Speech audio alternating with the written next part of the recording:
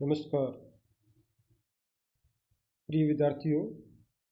अभी तक हमने थर्मोडायनेमिक्स में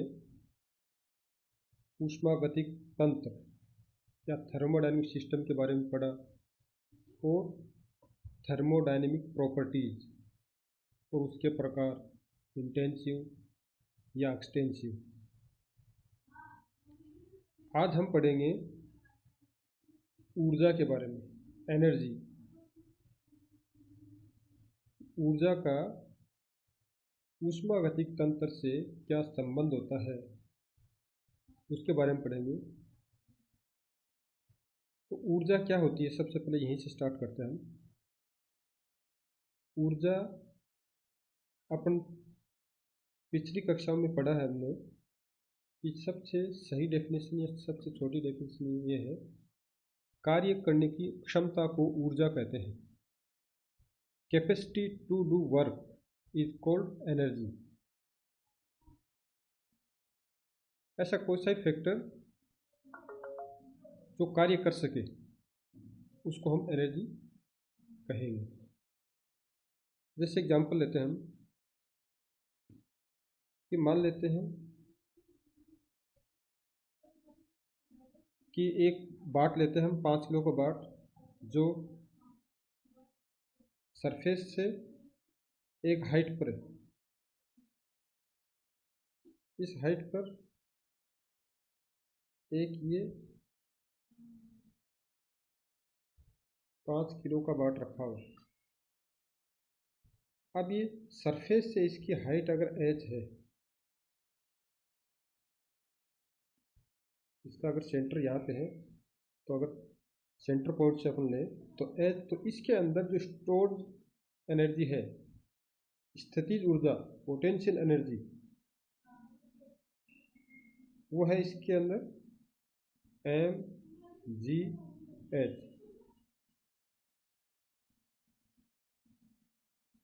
तो हम कह सकते हैं कि इसमें एनर्जी है कि नहीं।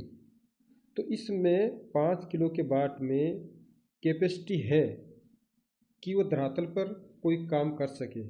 कि मान लीजिए इस बाट को हम गिराते हैं, यहाँ पर कोई कील रखी हुई है और ये कोई लकड़ी का बोर्ड है। अगर इसके ऊपर गिराते हैं तो ये कील पूरे इसके लकड़ी के गुट के अंदर जा सकती। इसका मतलब इसमें ऊर्जा थी, मतलब उसमें काम करने की कैपेसिटी थी और उसने काम किया। वो जो पूरी स्थितिज ऊर्जा थी, पोटेंशियल ऊर्जा थी, वो किस में कन्वर्ट होगी, काम किया, कुछ काम करेगी। कुछ हो सकता है कि हीट के रूप में बाहर निकल जाए, लेकिन उसमें कैपेसिटी थी। इसी तरह हम कहते हैं कि जैसे आप नॉर्मल बोलचाल की भाषा में बोलते हैं कि ये एक एनर्जेटिक पर्सन है। इसका मतलब क्या हुआ? इसका मतलब ये हुआ कि उसमें कार्य करने की क्षमता है या उसको कार्य करते हुए देखा गया, इसलिए हम बोलते हैं उसके बारे में कि ये कार्य कर सकता है, इसलिए एनर्जेटिक पर्सन बोलते हैं उसको।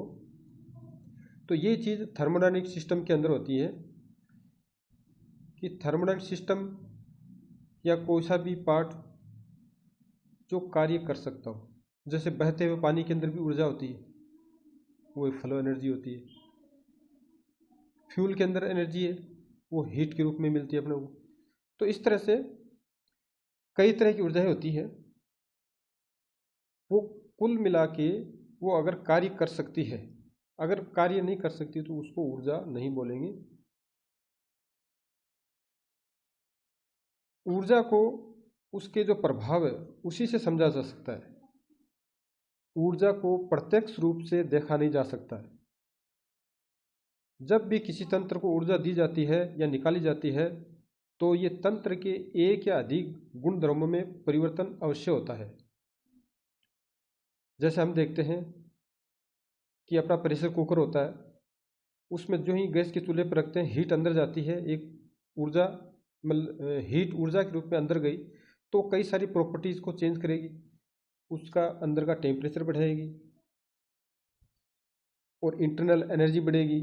अगर प्रेशर कुकर की जगह अगर इस तरह का अरेंजमेंट ले, बिना वाल्व का, पिस्टन और सिलेंडर का अरेंजमेंट ले, अगर सिलेंडर को गर्म करें तो वाल्व अंदर जो प्रेशर डेवलप होगा उसकी वजह से अगर पिस्टन फ्री है तो ऊपर की तरफ मूवमेंट करेगा तो उसका वॉल्यूम भी बढ़ेगा।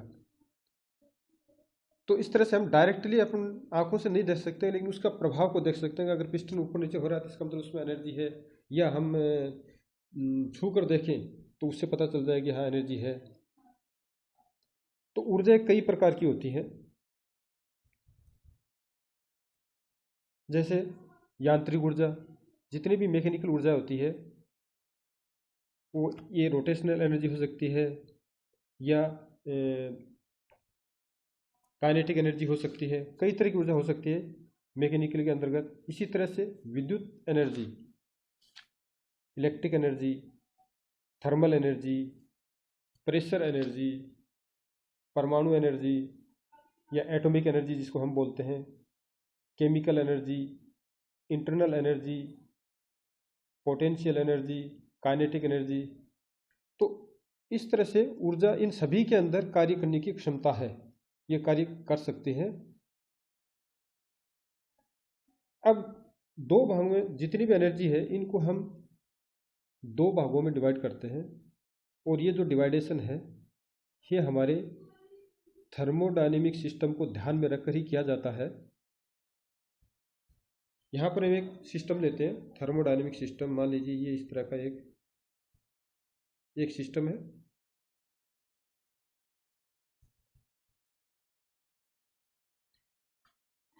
तो सिस्टम के अंदर जितनी भी ऊर्जाएं होंगी वो कौन सी एनर्जी होगी?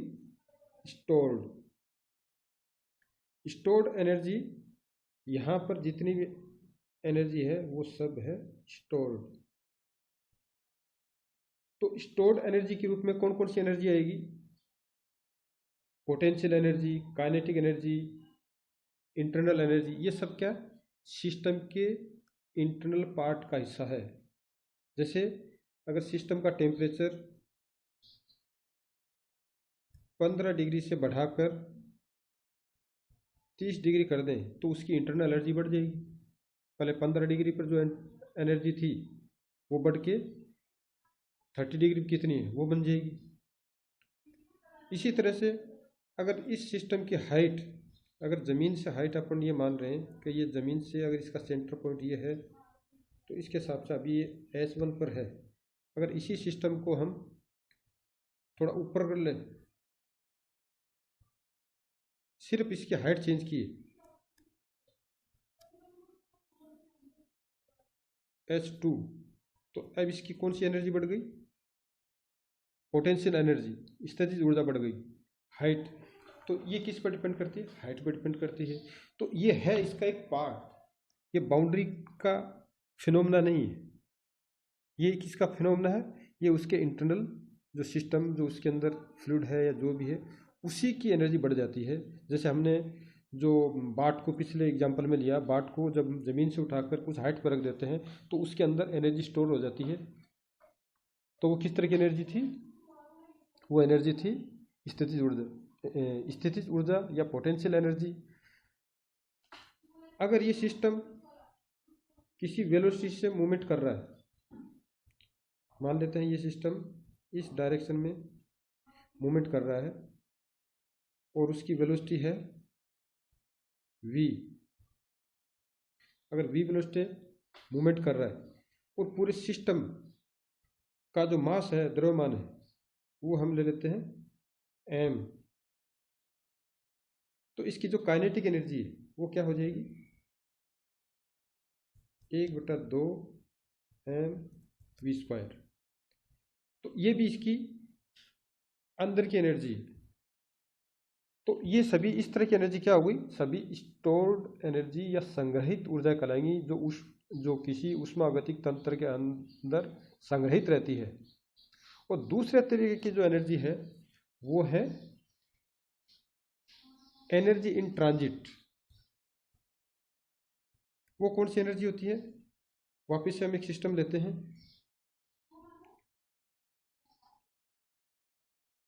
ये सिस्टम लिया हमने। ये उस तरह की एनर्जी होती है जो बाउंड्री पर नजर आती है। ये बाउंड्री फिनोमेना पर आधारित है। इनका वैसे कोई अस्तित्व नहीं होता है। अगर इसमें देखें कि सिस्टम में कार्य होता है, सिस्टम के अंदर कोई कार्य को न तो स्टोर कर सकते हैं, न कोई ऐसी कोई प्रॉपर्टी है कि कार्य होता है। इसी तरह सिस्टम की कोई ऊष्मा होती है, नहीं होती। सिस्टम में कोई इलेक्ट्रिक एनर्जी बह रही है, नहीं। ये सिर्फ बाउंड्री पर नज़र आता है। जो हमने पिछला जो ऊष्मागतिक तंत्र था उसमें काफ़ी डिटेल से इसका स्टडी किया था कि जब भी सिस्टम, अंदर का पार्ट सिस्टम और बाहर का सराउंडिंग, तो सिस्टम और सराउंडिंग दोनों के अगर बीच में प्रेशर डिफरेंस हो, यहाँ पर P1 यहाँ पर P2, अगर दोनों P1 P2 बराबर है तो ये इक्विलिब्रियम कंडीशन है। यहाँ पर बाउंड्री पर कोई फोर्स नहीं लगेगा। लेकिन अगर P2 ज़्यादा है तो बाउंड्री फैलेगी, तो सिस्टम द्वारा कार्य किया जाएगा। जैसे अगर P2 ज़्यादा है तो बाउंड्री इस तरह से फैलेगी, और अगर इस तरह से फैल के तो क्या हुआ, ये एक तरह से सिस्टम का फैला हुआ, उसका आयतन बढ़ा। तो यहाँ पर जो वर्क डन हुआ किस पर, बाउंड्री पे, ये बाउंड्री का आर पार ही नजर आता है। तो यहाँ पर सिस्टम के द्वारा कार्य किया गया और वो डेल डब्ल्यू पॉजिटिव होगा। अगर हम बात करें कि P1 ज़्यादा है, अगर P1 ज़्यादा है तो ये P1 और ये P2, तो P1 अगर ज़्यादा है तो ये अपना जो सिस्टम है ये क्या होगा, ये दबेगा। ये सिस्टम क्या हो जाएगा, ये इस तरह से इसकी नई बाउंड्री बन जाएगी। तो बाउंड्री क्या हुआ, दबी, इसका वॉल्यूम क्या हुआ, कम। तो ये एक तरह से क्या हुआ, सिस्टम पर कार्य हुआ, work done on the system, और इसको हम बोलते हैं डेल डब्ल्यू नेगेटिव। इसको नेगेटिव के रूप में लेते हैं। तो जो वर्क है, तो ये कौन सी एनर्जी हुई अपनी, एनर्जी इन ट्रांजिट। इसी तरह से हम बात करते हैं एक दूसरे तरह की energy in transit, heat. Heat कब फ्लो होगी, हीट या तो बाहर जा सकती है या अंदर जा सकती है। ये सिर्फ बाउंड्री के आर पार ही नजर आती है, न तो इसका बाहर कोई अस्तित्व होता है, सराउंडिंग के अंदर भी कोई अस्तित्व नहीं, और न सिस्टम के अंदर, सिस्टम के अंदर भी कोई अस्तित्व नहीं होता, और सराउंडिंग के अंतर्गत भी हीट का कोई अस्तित्व नहीं होता। ये सिर्फ नज़र आती है बाउंड्री पर।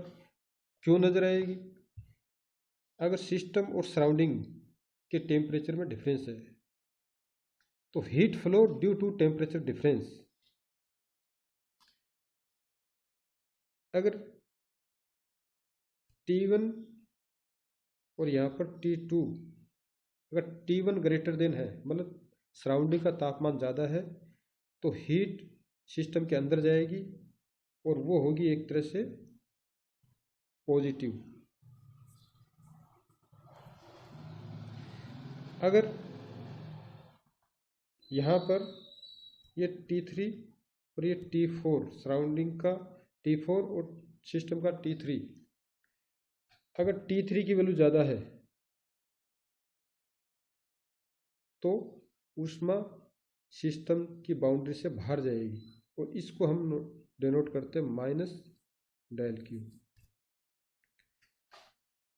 तो हीट भी क्या हुआ, एनर्जी इन ट्रांजिट, और ये क्यों, टेम्परेचर डिफरेंस के कारण, वर्क प्रेशर डिफरेंस के कारण। तीसरी तरह की जो एनर्जी है वो जनरली हम थर्मोडायनामिक्स में कम स्टडी करते हैं, वो है इलेक्ट्रिकल एनर्जी। अगर अंदर और बाहर पोटेंशियल डिफरेंस है, इलेक्ट्रिक पोटेंशियल डिफरेंस है, तो current flow due to potential difference. Electric potential difference में अगर अंतर है तो करंट फ्लो होगा। जब भी बैटरी, जैसे अपन अपने घरों के अंदर जो बैटरी यूज करते हैं, ड्राई सेल यूज करते हैं, 1.5 वोल्ट के जो सेल आते हैं मार्केट के अंदर, तो उनमें और उसके जो ग्राउंड ग्राउंड ग्राउंड का मतलब उसके अर्थिंग का जो एक पार्ट, उसका जो दो टर्मिनल होते हैं किसी भी सेल के,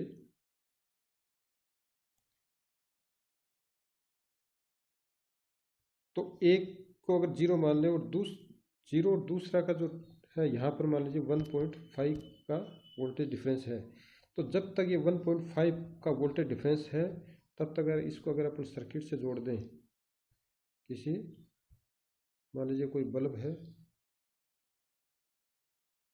वो इसको जोड़ दिया, तो ये बल्ब है जो ग्लो करेगा। क्यों करेगा? कि इसमें करंट बहेगा। क्यों बहेगा? कि ये पोटेंशियल डिफरेंस है। धीरे धीरे वोल्टेज डाउन होते होते 0 वोल्ट हो जाता है, तो पोटेंशियल डिफरेंस खत्म, और ख़त्म होते करंट भी ख़त्म। इसी तरह से अगर दो वोल्टेज बराबर है, 12 वोल्ट और 12 वोल्ट, अगर 12 वोल्ट को ग्राउंड या जीरो के साथ अटैच करें तो करंट बहेगा, लेकिन 12 वोल्ट के टर्मिनल को दूसरे 12 वोल्ट के टर्मिनल से जोड़ेंगे तो कोई करंट नहीं बहेगा, क्योंकि यहाँ पर पोटेंशियल डिफरेंस क्या है? 0। इसी वजह से हम देखते हैं जनरली जो बाहर के जो अपने लाइन सप्लाई होती है, एक तार के ऊपर अगर पक्षी बैठे हुए एक ही तार के ऊपर, अगर आप आपस में पक्षी अपने अगर बच्चे को चोंच से कुछ दाना खिलाता है तो उसमें कोई करंट नहीं आता है, क्योंकि दोनों एक ही तार पे है, पोटेंशियल डिफरेंस 0 है। लेकिन अगर दो तार पर हो तो दोनों का डिफरेंस है, उसमें करंट आ सकता है। तो ये भी क्या हुआ, एक तरह से due to electric potential difference की वजह से करंट बहता है। तो जो इलेक्ट्रिक ऊर्जा है इसको भी हम एनर्जी इन ट्रांजिट कहते हैं। ये भी एक बाउंड्री फिनोमेना है, और जितनी भी बाउंड्री फिनोमेना की एनर्जी है वो थर्मोडायनेमिक प्रॉपर्टीज नहीं होती है। तो इस तरह से हमने 3 एनर्जी का अध्ययन किया: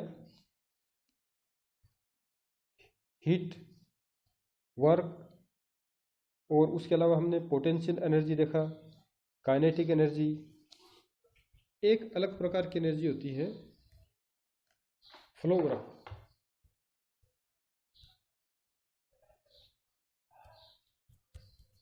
ये क्या होता है? जब भी कोई लिक्विड या फ्लूइड, लिक्विड भी हो सकता है, एयर भी हो सकती है, फ्लो होता है, तो आखिर फ्लो क्यों हो रहा है? उसमें कोई ना कोई एनर्जी है इसलिए फ्लो हो रहा है। नहीं तो तालाब का पानी फ्लो नहीं करता, उसमें कोई एनर्जी डिफरेंस नहीं हो रहा था एक पॉइंट से 2 पॉइंट के बीच में। जब भी अगर कोई पाइप भरा हुआ है उसमें फ्लो नहीं हो रहा, तो इसमें कोई फ्लो एनर्जी भी नहीं। फ्लो कब होता है? जब दोनों में कोई एनर्जी डिफरेंस हो या प्रेशर डिफरेंस हो। प्रेशर डिफरेंस की वजह से ही लिक्विड का फ्लो होगा। अगर प्रेशर बराबर हो जाए तो फ्लो 0। ये जनरली हम देखते हैं कि जब भी साइफन सिस्टम से अगर एक टैंक से दूसरे टैंक में पानी की सप्लाई की जाती है तो उनमें फ्लो तब तक होगा जब दोनों में प्रेशर डिफरेंस है। जो ही प्रेशर बराबर होगा तो फ्लो क्या हो जाएगा? बंद हो जाएगा। इसको समझने के लिए हम एक पाइप लेते हैं।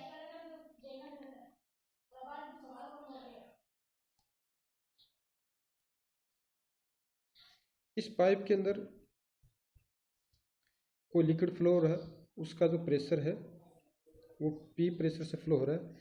तो यहाँ पर हम एक काल्पनिक पिस्टन लेते हैं कि मान लीजिए यहाँ पर एक अगर कोई पिस्टन लगा देते हैं, ये यहाँ पर एक लाइन दिख रही है लेकिन एक्चुअल में पाइप के अंदर एक डिस्क टाइप है, तो इसका एरिया ए मान लेते हैं। तो इस पर अगर फोर्स लगेगा तो फोर्स किस पर लग रहा है? फोर्स डेवलप होगा किसकी वजह से? प्रेशर की वजह से। प्रेशर लग रहा है इस पिस्टन पे काल्पनिक, इसने मूवमेंट यहाँ से मूवमेंट होके एक से लेके मूवमेंट यहाँ करके और ये 2 तक आ गया, और इसने एल डिस्टेंस कवर की। तो इस पिस्टन का मूवमेंट 1 से 2 तक हुआ एल डिस्टेंस। तो पिस्टन पर फोर्स कितना लग रहा है? तो पिस्टन पर फोर्स हो जाएगा एफ बराबर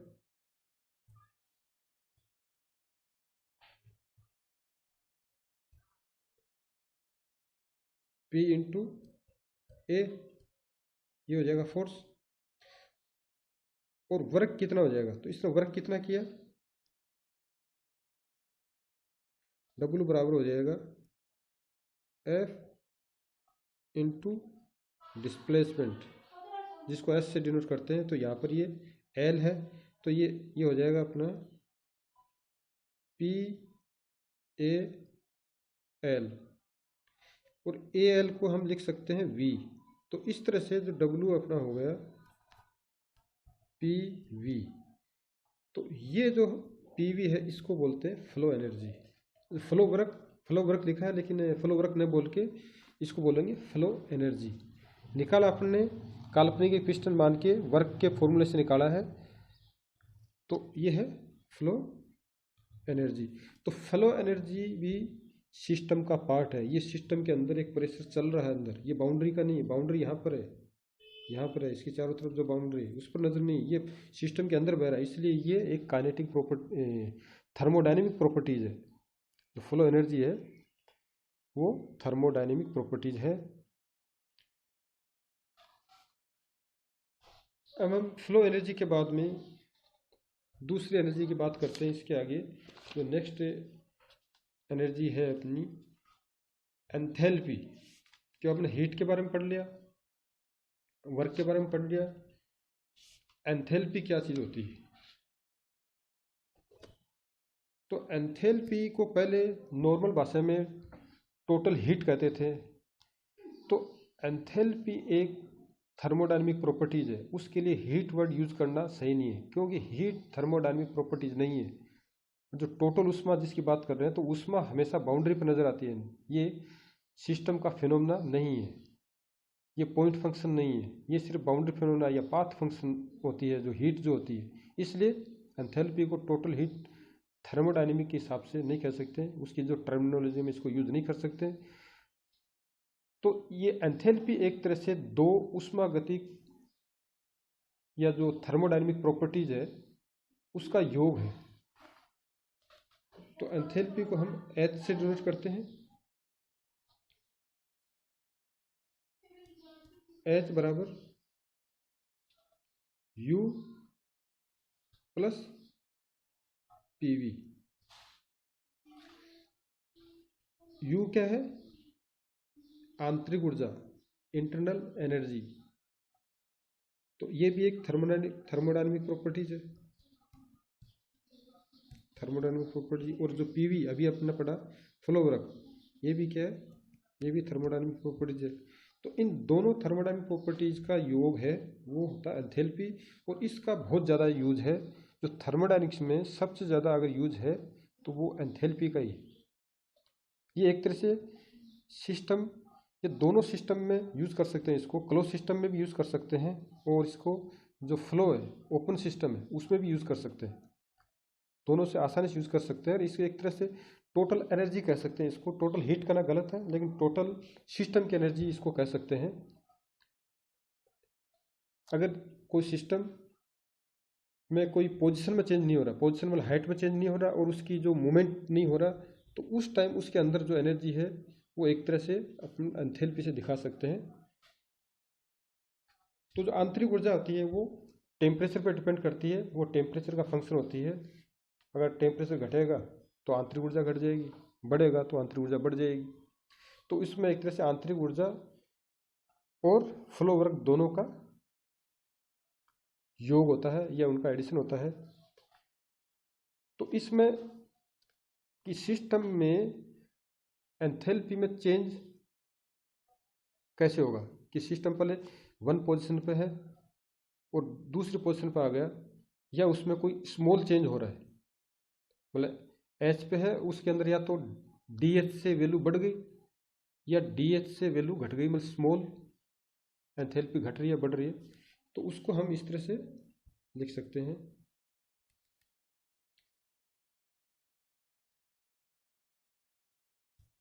एच बराबर यू प्लस पी वी। अगर अपन डी एच की बात करें तो डी एच बराबर हो जाएगा डी यू प्लस, पहले अगर पी कॉन्स्टेंट है तो हम पी को कॉन्स्टेंट ले लिया, और वेरी अगर वी कर रहा है तो P D V plus V D P.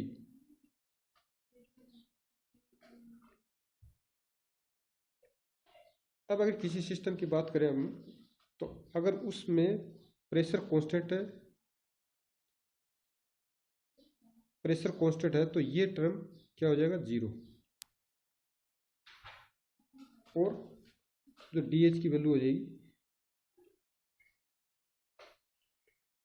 अगर यहाँ पर क्या कांस्टेंट है, पी बराबर कांस्टेंट, और अगर वी बराबर कांस्टेंट हो, वी बराबर कांस्टेंट मतलब कोई सिस्टम चारों तरफ से पैक है, इसमें वॉल्यूम में चेंज नहीं हो रहा, तो V constant.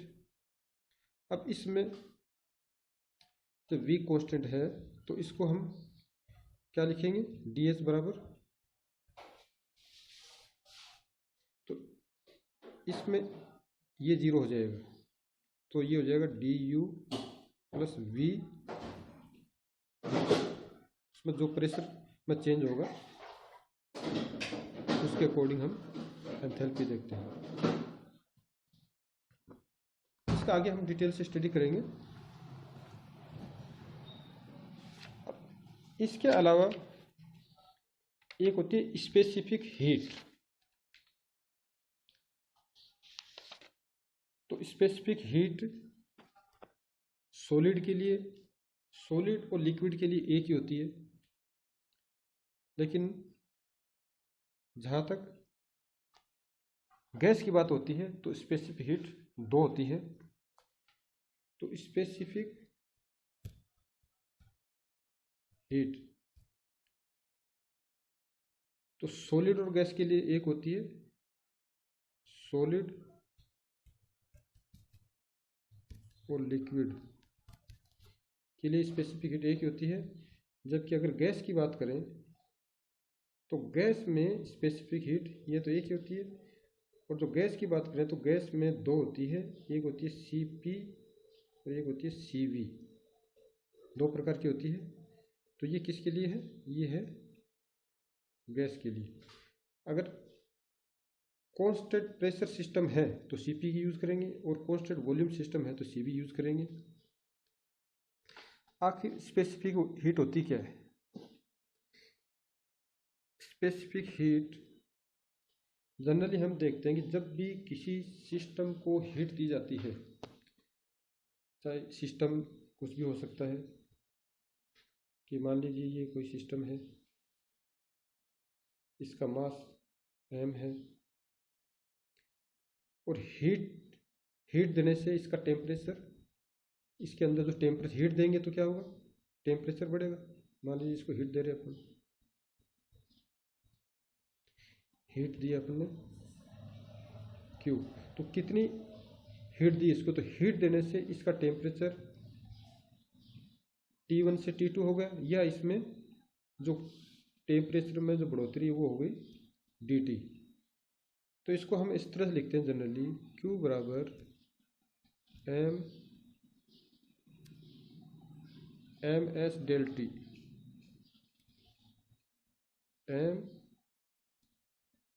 s del T. तो ये है हीट का फॉर्मूला कि कितना मास है उसकी। यहाँ पर जो हम बात कर रहे हैं ये है स्पेसिफिक हीट। पानी की सबसे ज़्यादा होती है और मेटल की कम होती है। एक खास बात ये इसकी होती है, स्पेसिफिक हीट जिसकी जितनी ज़्यादा होती है वो उतना ही धीरे धीरे गर्म होता है, और ठंडा भी उतना ही धीरे धीरे से होता है। ये पानी की सबसे ज़्यादा होती है, इसी वजह से पानी धीरे धीरे गर्म होता है और धीरे धीरे ठंडा होता है, और इसी से अपने मानसून आता है। जो अगर समंदर की बात करें, 70% पानी है दुनिया के अंदर, तो दिन की हीट पाकर वो धीरे धीरे गर्म होगा। सुबह अगर ठंडा रहेगा, गर्म होते होते शाम तक गर्म हो जाए, तो रात में ठंडा भी टाइम लेता है। तो इसी वजह से डेंसिटी फर्क होने से प्रेशर डिफरेंस और हवा चलती है, हवा से मानसून आता है। तो ये एक अलग फैक्टर हो गया, लेकिन यहाँ भी स्पेसिफिक हीट का ही फंडा है। स्पेसिफिक हीट की अगर डिफाइन करें तो हम स्पेसिफिक हीट को यहाँ रख लें, तो ये हो जाएगा Q upon m del T. अगर 1 किलोग्राम लें हम, 1 किलोग्राम द्रव्यमान लें और टेम्परेचर 1 डिग्री टेम्परेचर बढ़े, तो उसमें जितनी ऊष्मा की आवश्यकता है वो स्पेसिफिक हीट होती है। किसी पदार्थ के 1 किलोग्राम द्रव्यमान का तापमान 1 डिग्री सेल्सियस बढ़ाने के लिए आवश्यक ऊष्मा की मात्रा को स्पेसिफिक हीट कहते हैं। क्योंकि यहाँ पर दोनों चीज़ बंद हो गई तो S बराबर एक तरह से क्या होगा, Q। अब जो दूसरी बात अपन ने हीट दी, बराबर मात्रा में हीट दी, तो टेम्परेचर ज़्यादा किसका बढ़ेगा, इसका देख लेते हैं अपन। अगर दो सिस्टम है,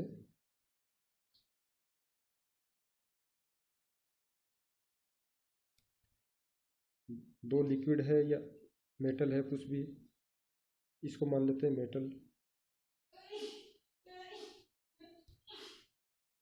मेटल, और ये कोई लिक्विड है, उसको समान मात्रा में हीट दी अपन ने, तो Q। अब टेम्परेचर देखना किसका बढ़ेगा, तो टेम्परेचर क्या हो जाएगा, टेम्परेचर अपना हो जाएगा, टेम्परेचर डिफरेंस हो जाएगा Q अपॉन S, और इसका भी हो जाएगा Q अपॉन S। हीट अपन ने समान दी,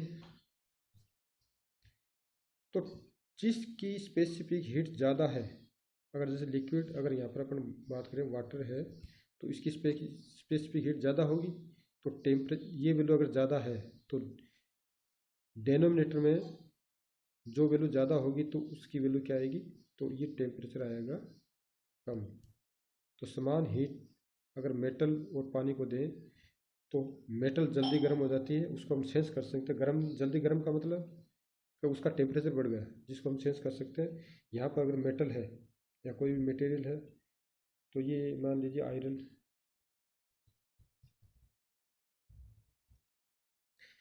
तो आयरन की स्पेसिफिक हीट, इसकी वैल्यू कम होती है, तो कम होने से ये वैल्यू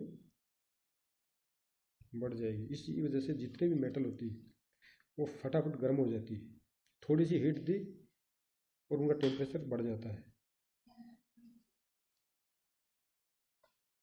तो ये होगी स्पेसिफिक हीट।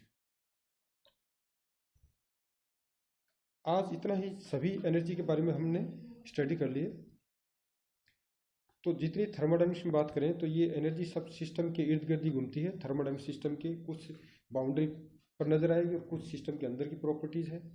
आगे इससे रिलेटेड और भी एनर्जी हो सकते हैं, वो सब आएगी इन्हीं की कैटेगरी में। लेकिन हमें जो थर्मोडायनेमिक्स में जो मेन जो एनर्जी आगे कैलकुलेशन में काम आएगी, या जो अपने टर्बाइंस है, बॉयलर्स है, या इंजन्स में काम आती है, वो यही एनर्जी काम आती है। आज इतना ही। नेक्स्ट चैप्टर तक आप इसको अच्छी तरह से स्टडी कीजिए। थैंक यू, धन्यवाद।